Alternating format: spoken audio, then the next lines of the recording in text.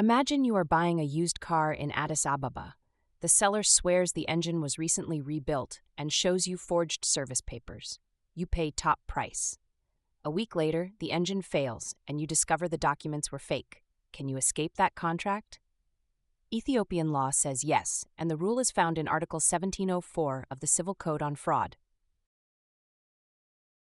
Let us read the exact words of the statute. Article 1704, titled Fraud, states, 1. A contract may be invalidated on the ground of fraud where a party resorts to deceitful practices so that the other party would not have entered into the contract had he not been deceived. 2. A contracting party who has been deceived by a third party shall be bound by the contract unless the other contracting party knew or should have known of the fraud on the making of the contract and took advantage thereof. Now let us break this provision down into its essential elements so that you can apply it on an exam or in practice. The first element is deceitful practices. This means more than just a casual lie or sales talk. The deceiving party must have engaged in active trickery, such as forging documents, hiding defects, making false statements about important facts, or using clever schemes to mislead. Ethiopian courts read this narrowly. Ordinary boasting by a seller, sometimes called sales puff, is not fraud. The deception must be deliberate and concrete.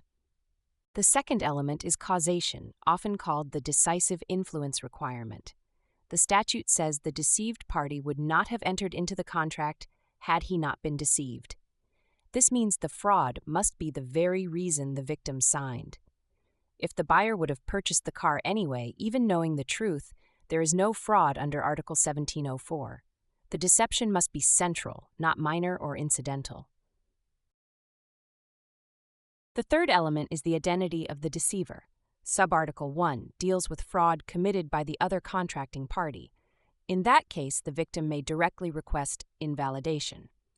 Subarticle 2, however, addresses fraud by a third party, meaning someone outside the contract, such as a broker, a friend, or an agent acting independently. Here the rule is stricter. The deceived party is still bound by the contract unless two conditions are met together. First, the other contracting party knew or should have known about the third party's fraud, and second, that contracting party took advantage of it. Both conditions must be present. Mere knowledge is not enough. There must also be exploitation. The fourth element you should remember is the consequence. The contract is not automatically void. It is voidable, meaning the deceived party has the option to invalidate it by going to court under Article 1808 and following. If the victim does nothing or confirms the contract, it remains valid. It is also useful to connect Article 1704 with neighboring provisions.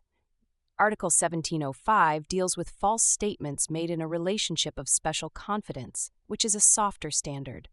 Silence may also amount to fraud where one party causes the other to believe an untrue fact by remaining quiet, especially when there is a duty to speak. Together, these articles show that Ethiopian contract law protects the genuine consent of the parties. Let us apply these rules to a concrete scenario. Almaz wants to buy a house in Bahir Dar. The seller, Bereket, knows the house has serious foundation cracks hidden behind freshly painted walls. He not only stays silent but actively tells Almaz that an engineer recently certified the structure as sound and shows her a fake certificate. Almaz signs the contract and pays. 2 months later, the cracks reappear. Can Almaz invalidate the contract under Article 1704? Yes. First, Bereket engaged in deceitful practices by producing a forged engineer's certificate and making a false statement. Second, Almaz clearly would not have bought the house had she known the truth, so the deception had decisive influence on her consent. Third, the deceiver is the contracting party himself, so Subarticle 1 applies directly without needing to prove the conditions in Subarticle 2. Now change the facts. Suppose the forged certificate was prepared by Bereket's cousin acting on his own to help the sale, and Bereket did not know about it. Then we move to Subarticle 2. Almaz can only invalidate the contract if she proves that Bereket knew or should have known about his cousin's fraud and took advantage of it. If Bereket was truly innocent, Almaz is bound by the contract, although she may have a separate claim against the cousin for damages. Here is your exam tip. When you see a fraud question, always run through a 4-step checklist. 1. Identify the deceitful practice and distinguish it from mere sales talk. 2. Ask whether the deception had decisive influence on consent, applying the but-for test. 3. Identify who committed the fraud, the contracting party or a third party, because the legal test differs. 4. Remember that the contract is voidable, not void, and that silence can also amount to fraud under Article 1705, Subarticle 2. Cite the article numbers precisely. Examiners reward students who quote Article 704, Subarticle 1 and Subarticle 2 separately and explain the cumulative conditions for third-party fraud. One final caution. Do not confuse fraud under Article 1704 with mistake under Articles 1697 to 1703 or with duress under Article 1706. Mistake is a one-sided error without deceit. Duress involves threats to life, person, honor, or property. Fraud requires intentional deception. Each defect of consent has its own elements and its own remedies, even though all three can lead to invalidation of the contract. Thank you for watching.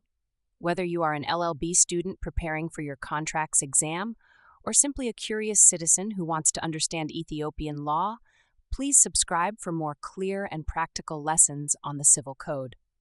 See you in the next lesson.